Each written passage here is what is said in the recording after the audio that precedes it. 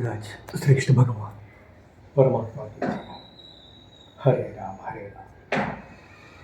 राम राम हरे हरे, हरे कृष्ण कृष्ण कृष्ण राधा कृष्ण वृंदा कृष्ण भगवान परमात्मा हरे हरे।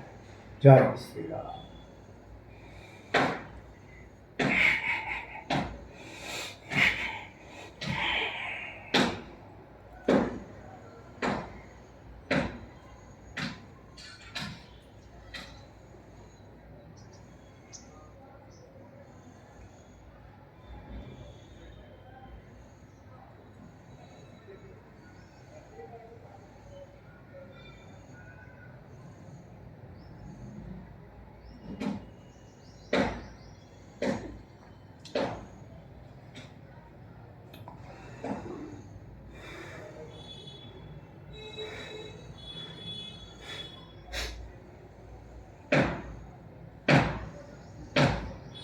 ఎక్కువగా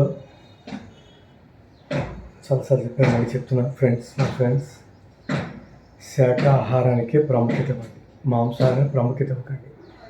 గుడ్లు తినమని కొన్ని సంస్థలు చెబుతూ ఉంటాయి, నమ్మద్దు. గుడ్లు కాకుండా ఎంతో బలమైన ఉన్నాయి మన క్షీరం పాలు నెంబర్ 1. దాని పేర్లలో వేస్తే ఎన్నో పప్పు దినుసులు ఉన్నాయి, ఎన్నో వెజిటేరియన్స్ ఉన్నాయి, ఎన్నో వెజిటబుల్స్ ఉన్నాయి, చాలా ఉన్నాయి. అన్నీ తినే ఉంటే దయచేసి మాంసాహారాన్ని మానండి. గుడ్డు కూడా మహాపాపం, మాంసాహారమే నెంబర్ 1 మాంసాహారం. అది ఎవరికి తెలియదు. ఓకే మై ఫ్రెండ్స్, మానేసి చక్కగా శాకాహారం తింటే హెల్తీగా ఉండొచ్చు, ఆరోగ్యంగా ఉండొచ్చు. ఎలాంటి వ్యాధులు వచ్చినా సరే మనలో ఉండి వెళ్ళిపోతాయి. మానవ సహజం వ్యాధులు రావటం, వెళ్ళిపోవటం.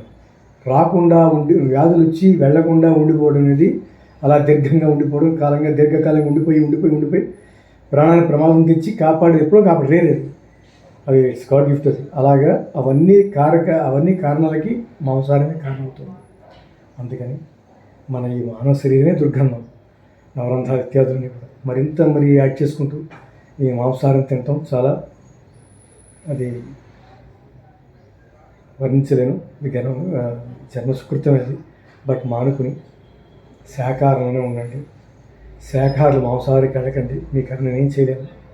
అది అంతా మీ కర్మ. అది కొందరు తెలిసి తప్పులు చేస్తున్నారు, దానికి మహాపాపం. తెలియక తప్పులు చేసిన వాళ్ళు ఇంకా 50% వాళ్ళకి. దయచేసి శాకాహారానికి ప్రయారిటీ ఇవ్వండి. హరే కృష్ణ.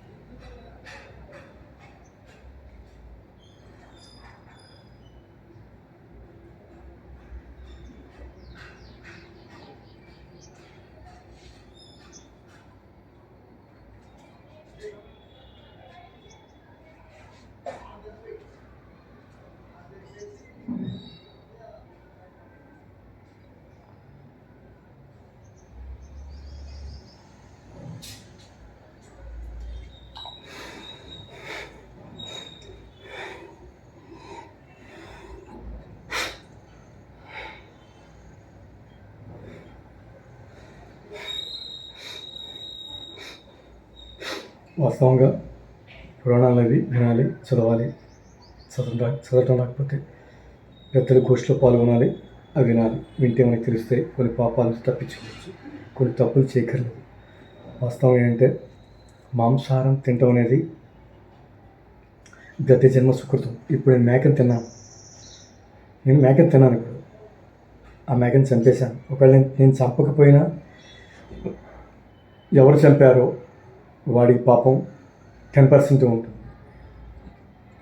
తిన్నవాడు అది చూసి చెప్పని వాడికి పాపం. అది అందరూ ఎంతమంది తింటున్నారో అంతమంది పాపాన్ని పంచుకున్నట్టు లెక్క. వాడి పాపం ఉండదు వాస్తవంగా చంపిన వాడికి. మనం తింటున్నాం కాబట్టి వాడు చంపుతున్నాడు. మనం ఎవరు తింటాం అనేస్తే మేకల వాడు రాను విపరీతం వదిలేస్తారు వాడే. అందుకని మేకే కాదు, నారాయణ ప్రతి ప్రాణి కొట్టి ఏ ప్రాణి తినద్దు. అలా తినటం వల్ల తిరిగి మరలా పునర్జన్మ ఎత్తవలసి వస్తుంది. ఎలా అంటే మేకను తిన్నవాడు మేకనే పుట్టాలి ఖచ్చితంగా. పిచ్చి తింటే పిచ్చిక, కుక్క తింటే కుక్క, మేక తింటే మేక, కప్ప తింటే కప్ప. ఇలా పుట్టి ఆ ప్రాణంలో ఎన్ని పాపాలు చేయాలో ఇలా అందుకనే ఈ విష వలయాలు ఇరుక్కుంటున్నాడు మానవుడు. అనేక కోట్ల జన్మలు 80 లక్షల జీవరాశుల్లో అనేక కోట్ల జన్మలు ఇంద్రుడు ఎత్తి ఎత్తి ఎత్తి ఎన్నో జన్మల మహోత్కృష్ట ఫలితం మానవ జన్మ. మళ్ళీ తెలిసి తప్పులు చేస్తాడు ఈ మానవుడు. అందుకనే మా మా మహనీయుడు కాలేకపోతున్నాడు, మహాత్ముడు కాలేకపోతున్నాడు, గొప్పవాడు ఇది బ్రహ్మఋషి కాలేకపోతున్నాడు. అదే స్టెప్స్ అవన్నీ కూడా భగవంతుని తెలుసుకోలేకపోతున్నాడు, మోక్షాన్ని పొందలేకపోతున్నాడు. ఇందులో మీనింగ్ ఉంది. ఇంక మానవ జన్మ వద్దు, ఏ ప్రాణిగా పుట్టద్దు, యోనిల్లోనూ పుట్టద్దు, వాసన చూడొద్దు, గర్భశోకం వద్దు, ఏ తల్లిపాలు తాగద్దు, ఈ కర్మలు వద్దు, వాసన వద్దని మళ్ళీ అందులోనే పుడుతున్నాడు తల్లి గర్భంలో అనుకుని. అందుకని ఇవన్నీ కారణం ఏంటంటే వాసన, మాంసం తినాలి, రకరకాల ఇవన్నీ కూడా. అందుకని దయచేసి ఇవన్నీ మానుకుంటే ప్రారంభకరం తప్పించుకుని మెల్లగా ఎప్పటికో జ్ఞానమై మోక్షాన్ని పొందవచ్చు. ఎన్నో జన్మలు కోట్ల జన్మతే కానీ ఆ కృష్ణ పరమాత్మ ఉన్న శివుడు అల్లానో చేసేస్తున్నాం, ఆ గురునానకం కానీ చేరలేము. అదనమాట. అందుకని ఫ్రెండ్స్, అహింస పరమో ధర్మ మై ఫ్రెండ్స్. ఏ జీవిని చంపద్దు, ఏ జీవిని దూషించద్దు, ఏ జీవిని తినద్దు. హరే కృష్ణ. పాపాన్ని మూటగట్టుకోవద్దు. జై శ్రీమన్నారాయణ. పరమాత్మ రక్ష.